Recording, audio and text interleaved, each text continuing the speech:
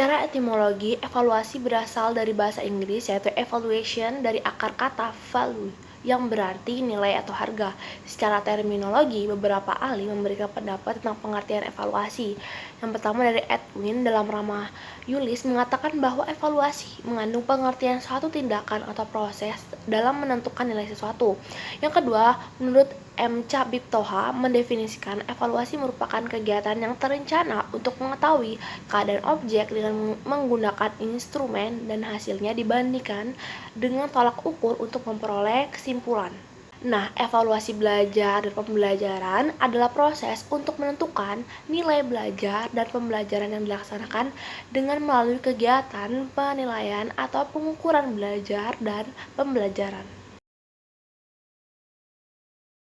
Secara umum, ruang lingkup evaluasi pendidikan dan pembelajaran dapat dilihat dari lingkup proses pendidikan sebagai suatu sistem. Seperti diketahui bahwa evaluasi adalah bagian dari proses pendidikan secara menyeluruh, bukan hanya sekedar pengumpulan teknik-teknik yang diperlukan oleh guru dalam mengukur hasil belajar peserta didik, melainkan suatu proses kontinu yang mendasari seluruh proses pendidikan dan pembelajaran yang baik. Kedudukan evaluasi dalam proses pendidikan, menurut Davis, 1990, evaluasi dalam pembelajaran dilakukan karena memungkinkan untuk satu mengukur kompetensi atau kapabilitas siswa, apakah mereka telah melaksanakan tujuan yang telah ditentukan. Yang kedua, menentukan tujuan mana yang belum direalisasikan sehingga tindakan perbaikan yang cocok dapat diadakan. Yang ketiga, memutuskan ranking siswa dalam hal kesuksesan mereka mencapai tujuan yang telah ditentukan.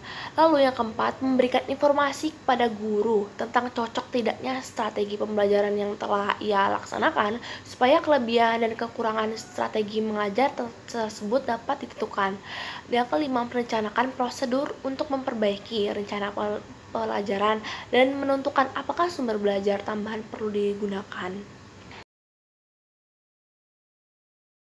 Syarat-syarat umum dari evaluasi yang pertama validitas, yang kedua reliabilitas, yang ketiga objektivitas, yang keempat praktikabilitas, yang kelima ekonomis.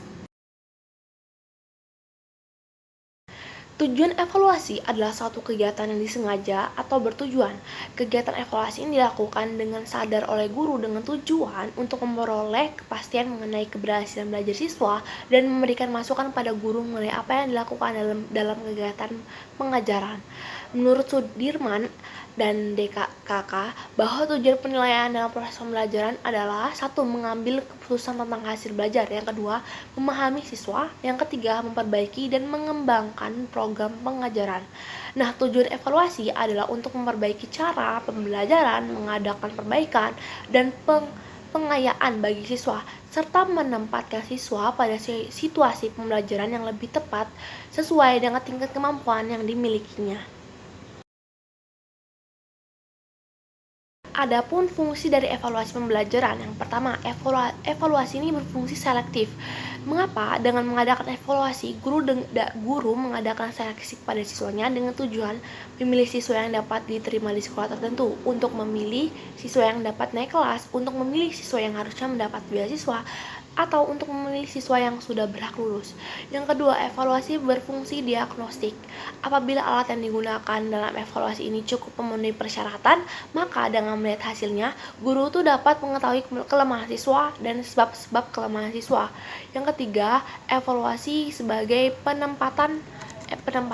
Nah, untuk dapat menentukan dengan pasti di kelompok mana siswa harus ditempatkan, maka digunakan suatu kegiatan evaluasi siswa yang mempunyai hasil evaluasi yang sama. Yang ketiga ini, evaluasi berfungsi sebagai penempatan. Untuk dapat menentukan dengan pasti di kelompok mana seorang siswa harus ditempatkan, maka digunakanlah suatu kegiatan evaluasi. Sekelompok siswa yang mempunyai hasil evaluasi yang sama akan berada dalam kelompok yang sama dalam belajar. Yang terakhir yaitu evaluasi berfungsi sebagai pengukuran keberhasilan. Fungsi ini dimaksudkan untuk mengetahui sejauh mana sih suatu program berhasil diterapkannya. Nah, keberhasilan program ditentukan oleh beberapa faktor, yaitu faktor guru, metode pengajarnya, kurikulum, sarana, serta sistem kurikulum.